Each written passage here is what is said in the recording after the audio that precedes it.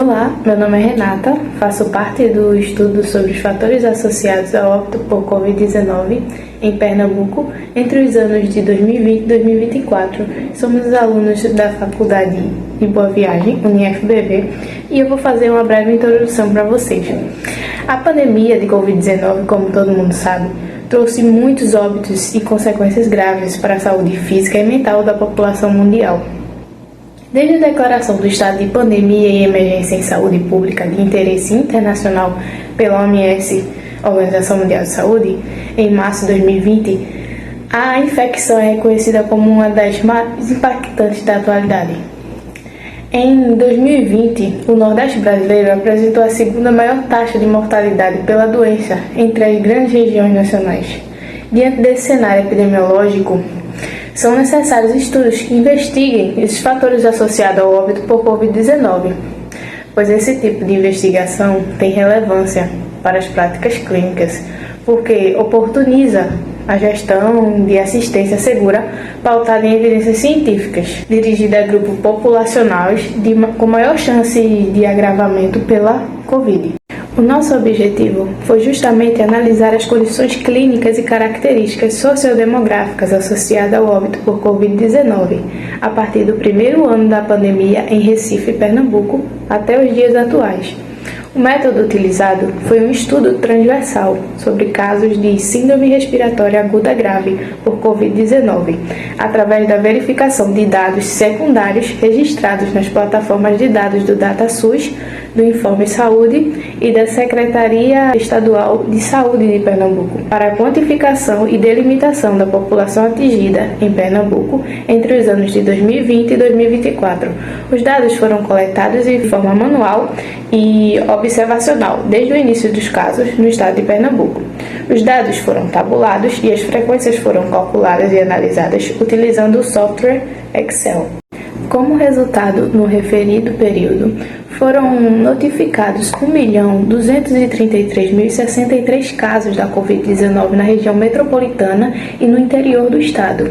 Desse total, 23.230 indivíduos vieram a óbito, sendo 12.280 correlacionados a alguma comorbidade.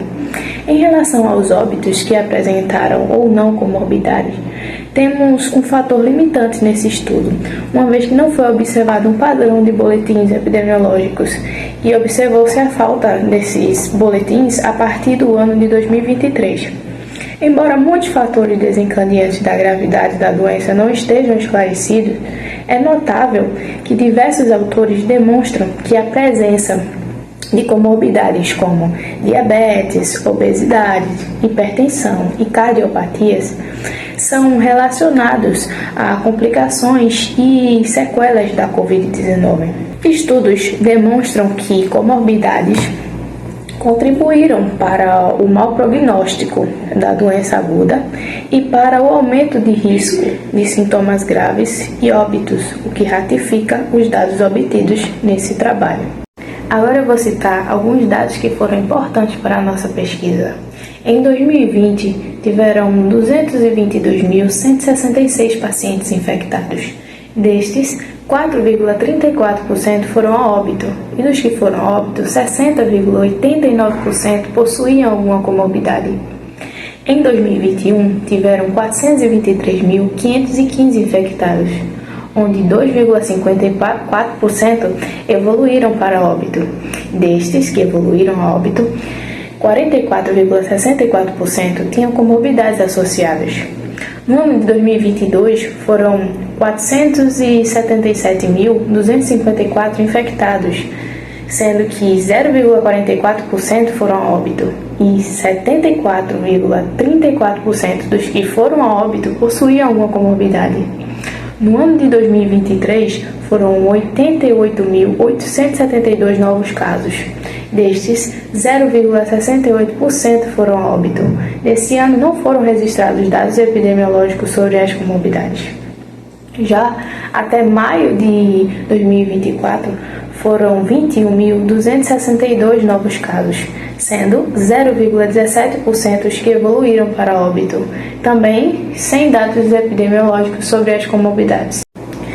Para concluir nossos estudos, Podemos observar que pacientes acometidos com a Covid-19 que possuem uma ou mais comorbidades têm maior risco de óbito, sendo as doenças cardíacas e diabetes as mais prevalentes. Em um contexto pandêmico, os dados, como os observados no presente estudo, são muito importantes porque auxiliam na caracterização da população.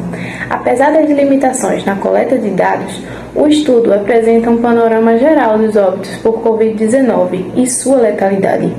Os dados obtidos nesse estudo reforçam o mau prognóstico da Covid-19.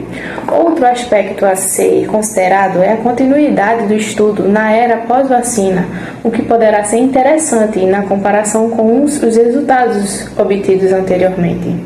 E esse foi o nosso estudo.